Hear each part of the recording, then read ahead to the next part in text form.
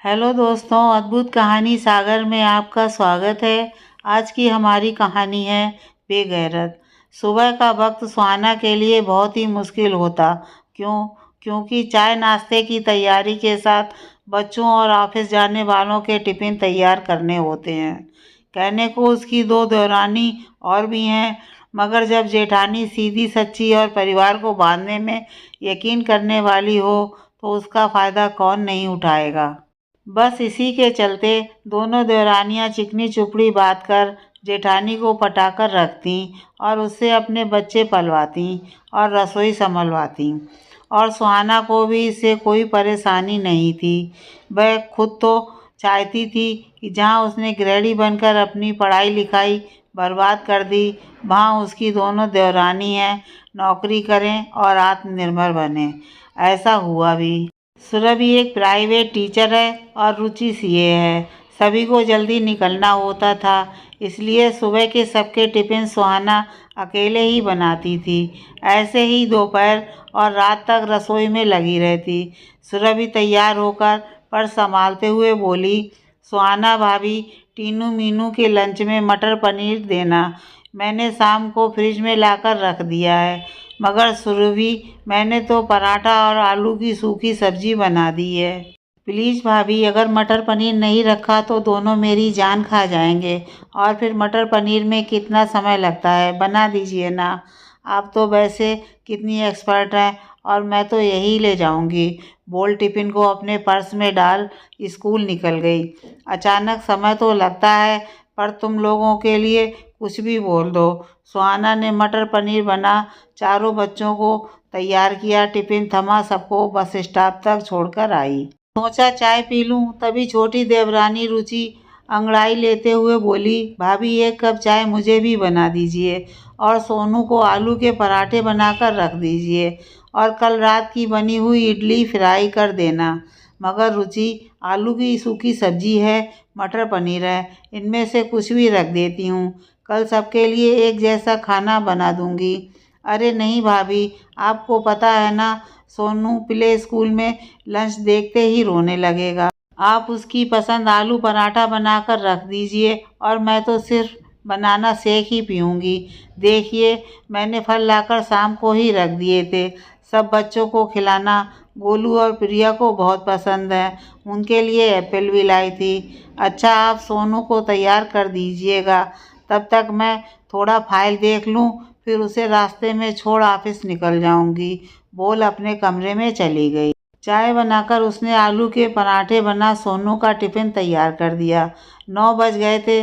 सोचा शांति से बैठकर चाय पीती हूँ और काम वाली मुन्नी दीदी का इंतज़ार करती हूँ। तभी सौरभ गुस्से से बोले, तुम्हें पूरे घर की फिक्र होती है? कभी सोचा है पति को भी किसी चीज़ की ज़रूरत पड़ती होगी, परेशानी होती होगी? तुम तो सामान जमा कर देती हो, ढूंढना तो मुझे ही पड़ता है। आओ, आकर बताओ, मेरा रुमाल और बेल्ट कहाँ रखा है?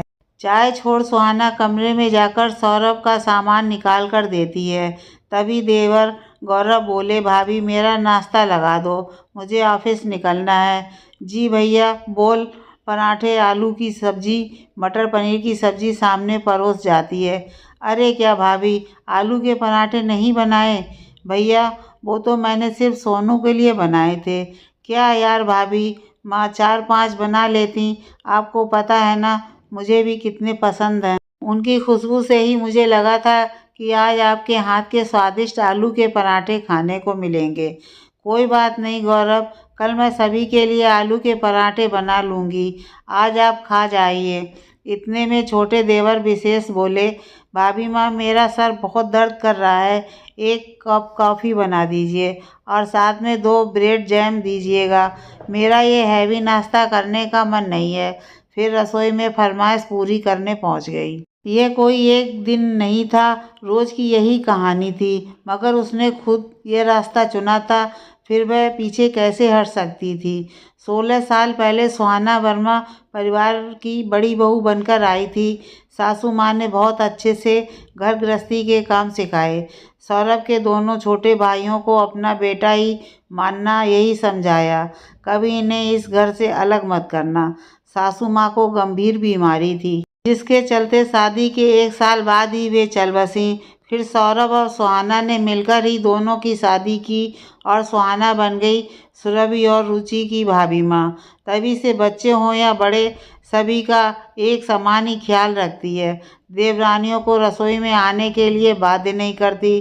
कभी उन्हें लगता कि भाभी माँ की तबीयत ठीक नहीं है तो खाना होटल से मंगाकर इतिश्री कर लेती। इधर सुरभि और रुचि दोनों की सोच का पहलू थोड़ा अलग था। माना भाभी हमें रसोई के काम में नहीं अटकाती हैं, मगर हम भी तो बर्तन झाड़ू पोछा वाली के पेमेंट करते हैं, साथ में सब्जी भाजी लाकर रखते हैं, खाने पीने की हर चीज़ बाजार से लाकर एडवांस में रखते हैं। भाभी को किसी बात के लिए परेशान नहीं होना पड़ता। तो जब हम इतना कुछ करते हैं तो वे हमारे बच्चों और खाने पीने की व्यवस्था कर देती हैं। सीधा सा मतलब, दोनों के लिए सुहाना जो भी कर रही थी वह कोई बड़ी बात नहीं थी, क्योंकि जब वो नौकरी कर ही नहीं रही है तो फिर उन्हें घर तो संभालना ही है। एक दिन अचानक सुहाना के भाई का फ़ोन आया, दीदी पापा को अस्पताल में भर्ती करवा दिया है, हालत गंभीर है, आप जल्द से जल्द आगरा आ जाओ। सुहाना की माँ बहुत पहले चल बसी थीं। पिताजी थे, वो भी हर समय बीमार रहते। भाभी बहुत तेज थी, इसलिए वह मायके भी ज़्यादा नहीं जा पाती थी, जिसका फ़ायदा सभी को मिलता था। सभी को पता था भाभी अपने मायके नहीं जाती तो उनका भरपूर फ़ायदा उठाया जाता। उसने तुरंत यह बात सुरभि और रुचि दोनों को बताई और कहा, तुम गोलू प्रिया दोनों बच्चों का ख्याल रखना। सुबह दोनों को ज़बरदस्ती उठाना पड़ता है। गोलू को ब्रश करा देना, वरना बिना ब्रश करे ही चला जाएगा। साथ में उसकी परीक्षाएं हैं, रोज़ समय पर उन्हें पढ़ने बिठा देना। ट्यूशन से आने पर उनके खाने पीने का ध्यान रखना। रात में दोनों दूध पीकर सोते हैं, उन्हें दे देना। और भाई साहब का भी टिफ़िन समय पर लगा देना, वरना वो बहुत गुस्सा हो जाते हैं। और शाम को आते ही गर्म चाय देना, हो सके तो कुछ सूखा नाश्ता रख देना। और हाँ, खाने के बाद कुछ मीठा ज़रूर रखना। सौरभ ने बात की गंभीरता को समझते हुए उसका टिकट कराने के लिए मोबाइल उठाया ही था कि छोटी देवरानी रुचि बोली, भाभी माँ कैसी बातें कर रही हैं, मैं इतना सब कैसे करूँगी, मेरे तो ऑफिस में ऑडिट चल रही है, सुबह जो निकलती हूँ शाम तक आती हूँ। एक काम कीजिए, सुरभि भाभी को बोल दीजिए, भाई अपने स्कूल से छुट्टी ले लेंगी और सारा दिन घर संभालेंगी। घर के कामों से बचने के लिए पैतरा फेंका। मंजली देवरानी सुरभि कहाँ पीछे रहने वाली थी। छोटी की सब चालाकियाँ जानती थी, तो मासूम बनते हुए बोली, भाभी माँ आप तो जानती हैं, सुबह 7 बजे स्कूल निकल जाती हूँ, 4 बजे तक आती हूँ। महीने में 1 से ज़्यादा छुट्टी पर मेरी तनख्वाह कट जाती है और मेरा माइग्रेन, साथ में दोनों बच्चे, आखिर मैं कैसे संभाल लूँगी 5 बच्चों को। आप तो अच्छे से जानती हैं। और फिर ठंडें भी आ रही हैं, मुझे तो बहुत ठंड लगती है, कैसे रसोई में इतना काम करूँगी। एक काम कीजिए, ज़रूरी ना हो तो मत जाइए, या फिर सौरभ भाई साहब को भेज दीजिए, वह सब कुछ अच्छे से संभाल लेंगे। आप कहाँ अस्पतालों के चक्कर काटेंगी, ऊपर से रुपया पैसा की ज़रूरत हो तो हम आपको हर तरीके से सपोर्ट करेंगे। इतना ही नहीं, अपनी बीवियों की बात सुनकर दोनों लाडले देवरों ने हाँ में हाँ मिलाई। आखिर वह भी अपनी बीवियों को चूल्हा चौके में घिसते हुए कैसे देखते। और फिर भाभी चली गई तो फरमाइशें कौन पूरी करता, समय पर काम कैसे पूरे होते। सबकी बात सुन सुहाना का गुस्सा ज्वालामुखी की तरह फूट पड़ा। चुप करो, तुम लोग वहाँ मेरे पिताजी वेंटिलेटर पर पड़े हैं और तुम लोगों को अपनी पड़ी है, जरा सी भी शर्म नहीं है। आखिर मेरा परिवार इतना बेगैरत कैसे हो सकता है। जिन लोगों को मैं अपना सब कुछ मानती हूँ, अपना सब कुछ बांट देती हूँ, वो लोग मेरे साथ ऐसा करेंगे। अगर मुझे 4 दिन के लिए कहीं जाना भी पड़ जाए तो तुम्हें अपना घर और मेरे 2 बच्चे तुम लोगों को भारी पड़ते हैं। मेरा क्या, जो अपने बच्चों के साथ तुम्हारे बच्चे को भी बराबरी से पालती हूँ, कभी उनकी फरमाइशों में कमी नहीं होने देती, हर चीज़ का ध्यान रखती हूँ। तुम माँओं से ज़्यादा वह अपनी ताई पर विश्वास रखते हैं। भाभी माँ ऐसा मत बोलिए, हम भी घर के लिए कितना कुछ करते हैं, कभी राशन पानी की कमी नहीं होने देते, अपने बच्चों के साथ आपके बच्चों पर भी खर्च करते हैं। उसके बदले में अगर आप थोड़ा खाना पीना और हमारी गैर हाजिरी में उनका ध्यान रख लेती हैं तो कोई एहसान थोड़ी करती हैं। घमंड से भर रुचि बोली। हाँ रुचि ठीक कहती है, आखिर हमने ऐसा क्या कह दिया? जल्दीबाजी करने से अच्छा है स्थिति को समझने के लिए समय लीजिए। ज़रूरत हो तो आप चले जाइएगा और फिर इंसान अस्पताल में है, क्या पता कल ही वापस आ जाए और आपका आना जाना आपकी तकलीफ ही बढ़ेगी। हम आपकी भलाई के लिए बोल रहे हैं। बस करो तुम लोग, आज तुमने बता दिया कि कितनी कदर है तुम में मेरी। तुमने आज मेरी 16 साल की तपस्या को अपनी नौकरी और पैसों के घमंड से तौल दिया। मैं तो समझती थी ये तो मेरा प्यार और समर्पण है, हम एक संयुक्त परिवार हैं, मगर इस तरह के पहलू भी निकल कर आएंगे पता नहीं था। एक बार मुझे ज़रूरत पड़ी तो तुम सब ने अपने हाथ खड़े कर लिए। तुम लोग चाहते हो कि मैं घर से ना जाऊं, वो भी अपने पिताजी को देखने। रुचि सुरभि, तुम लोग ना जाने कितनी बार अपने मायके के बार त्योहार शादियां करने चली जाती, तो कभी अपने पतियों के साथ हिल स्टेशन जाती हो, वो भी बच्चों को छोड़कर। मैंने तो कभी इस बात पर तेरा मेरा नहीं किया। नौकरी करने जाती हो, पीछे से तुम्हारे पति बच्चों का सारा काम मैं देखती हूँ।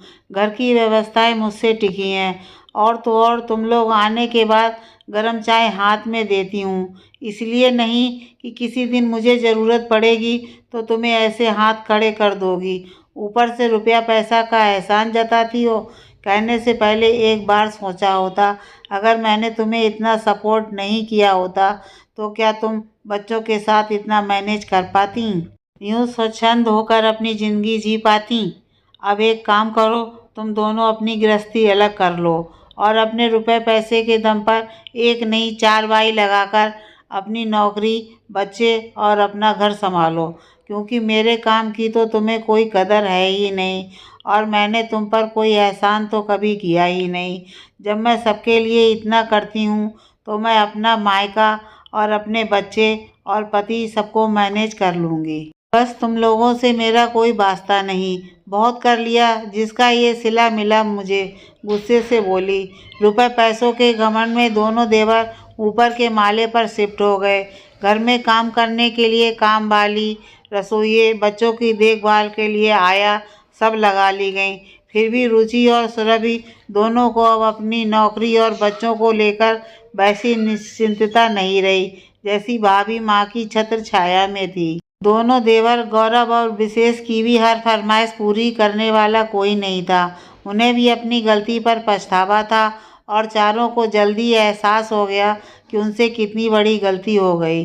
छोटी सी बात पर उन्हें अपना कितना बड़ा नुकसान कर डाला था। ताली दोनों हाथों से बजती है, आखिर इंसान कब तक एक तरफा रिश्ते निभाते रहे, पूरी जिंदगी उनके लिए अपने अरमान मारता रहे। और फिर यहाँ तो सुहाना को अपने बूढ़े बीमार पिता के पास जाना था। क्या गलत है इसमें? अगर दोनों देवरानी और देवर थोड़ा सहयोग कर देते, आखिर वो भी तो बच्चों के चाचा चाची ही थे ना, फिर उन्हें वो दो बच्चे बोझ क्यों लग रहे थे?